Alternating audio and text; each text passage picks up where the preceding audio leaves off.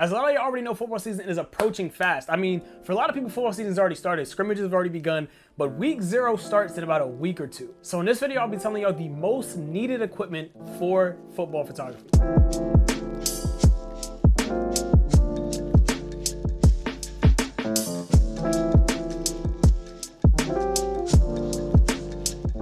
What's on YouTube? Welcome to another video. If your day's not going good, I hope tomorrow is better. Have to subscribe, subscribe on the notification button for subscribe. Thank you for your loyalty. Now, I've been doing football photography for this will be my 4th year that I've been doing football photography. It's actually pretty insane, I'm not gonna lie. I started doing football photography back in 2020. The photos were nowhere near the quality of what they are today. So with that being said, I've learned along the way of the equipment that is just absolutely necessary and the stuff that's not really all that necessary to capture those pro-like football photos. So now that I've got my credentials out the way for the reason of what you clicked on this video, now we can go ahead and get into the equipment. Now, before we get into the equipment, I have a preset pack out that is perfect for football photography. If you are a beginner at all, or even if you're not a beginner, you just want to expand your editing techniques in Lightroom, the preset pack is a perfect place to start.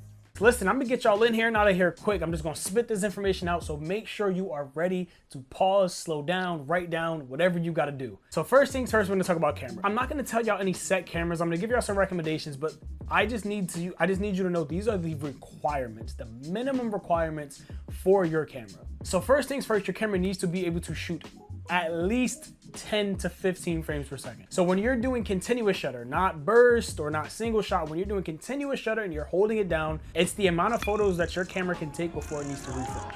The more photos that it's able to take, the more shots of one specific action you're able to capture.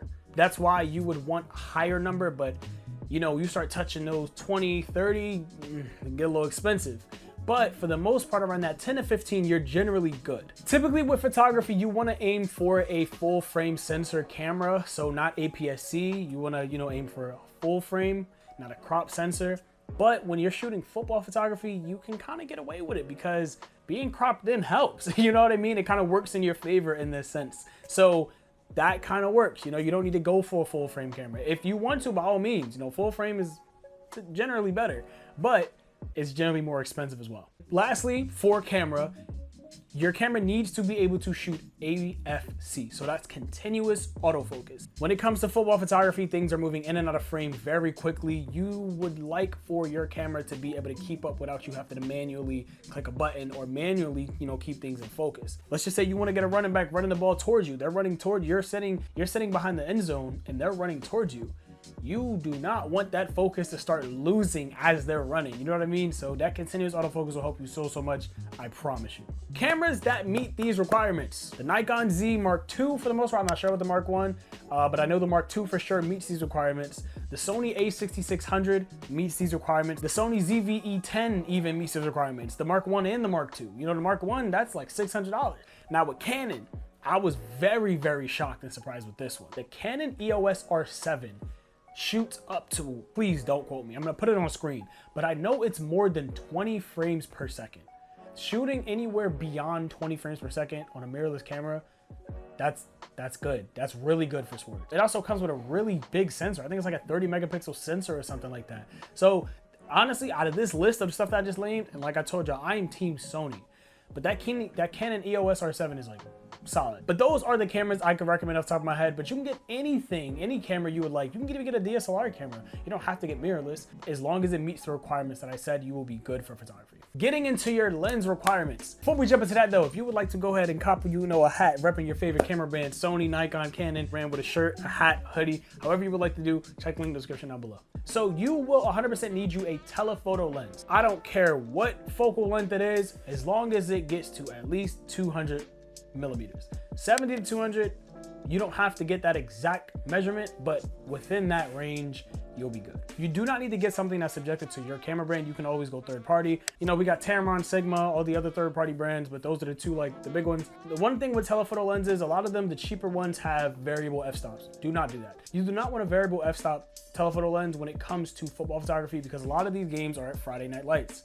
Those are like the bigger games, so a lot of you guys will be shooting at night. You do not want your f-stop being at 6.3, 8.2. No, you don't want that. If your f-stop is anywhere beyond that f4 at night, your ISO will have to be crazy high, which your grain is gonna be insane unless you're shooting with something like the A7S III. Like that has really good low light capability, or my A1 has really good low light capability, but those are super expensive cameras. If you have a super expensive camera, why would you have a lens that is an f-stop of 6.3 to 8 point something? You know what I'm saying? It doesn't make sense. You always want to make sure you're marrying the lens. Do not blow a bag on your camera before you blow a bag on the lens. Rule of thumb. The f-stops I would recommend, I would personally prefer the 2.8. I would say get a 2.8, but if you cannot, settle for a 4.0. But make sure it's a fixed f-stop. And then obviously just make sure the lens has autofocus. Unless you're some guru and you're so comfortable with manual focus, listen, by all means, if you're nice with manual focus, I'm not knocking it. But for the most part, autofocus is gonna be the winner. You know what I mean? So just make sure the lens actually has autofocus, and if you're going use, make sure the autofocus works and that it's fast. So now we're gonna get into the accessories, and these are gonna be accessories that is gonna make things better in certain situations and stuff like that. Trust me. I feel like this kind of goes under the radar sometimes for a couple of people. It went under the radar for me a lot, but you're going to need a camera cover for when it rains. It's inevitable that it may end up raining, and I don't know if you've noticed, but if you look at like football, like NFL photographers or out there at the football games when it's raining or snowing, they have covers over their camera. Hold on, I have one. So it's pretty simple, you know what I mean? Your camera goes in through here, the lens pokes out through this front part, your arms go in through here, and it's pretty much just that. So next thing on the accessory list is gonna be a tripod / monopod. It's not that I recommend it, like it's a need, and in most cases I wouldn't, but for some people it's more convenient for them. The only thing I'll say, if it's gonna be a tripod or monopod, I'll make sure you're able to get low angles with it. Don't be sitting here doing this, right? Mind you, I was doing video, please, but even still, I don't even recommend doing this anymore. Like recording at a high angle when it comes to football games. Get low angles, You know what I mean? So you always gonna make sure that you are able to get really pretty low to the ground. Even if you're kneeling down or sitting down, it doesn't really matter, but you're pretty low to the ground. I personally don't use monopods or tripods when I'm taking photos. It doesn't really help me too much.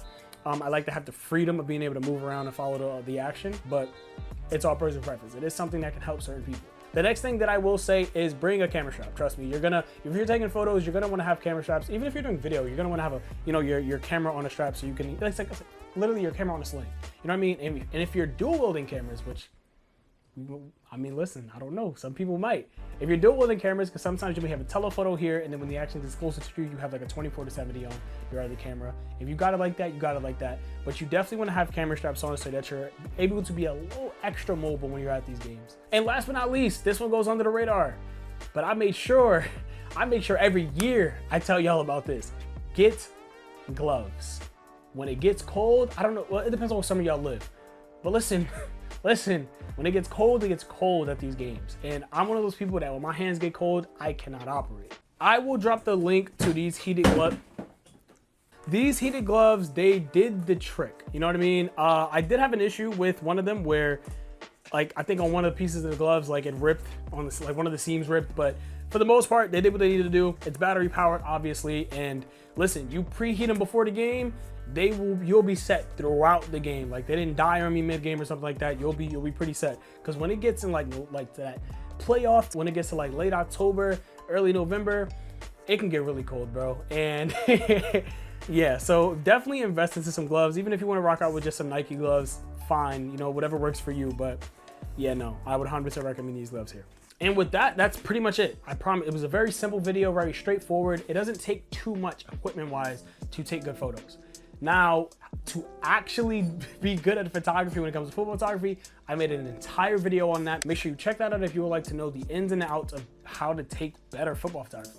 You know, we got the equipment down packed, so you got the step one done. Now, if you would like a walkthrough, a step-by-step on what to do when you're at the game, before the game, all that stuff, make sure you check out the video. That link will be in the top of the description down below. And with that, that is all. I hope you guys did enjoy this video. Don't forget to drop a like, subscribe to the channel. I will be seeing y'all very soon because this video is going to come out on Saturday. And I got an announcement for that video too, so stay tuned. Other than that, thank y'all so much. Don't forget to drop a like, subscribe to the channel. Don't forget to check out the merch link in the description down below. Don't forget to check out the preset link in the description below.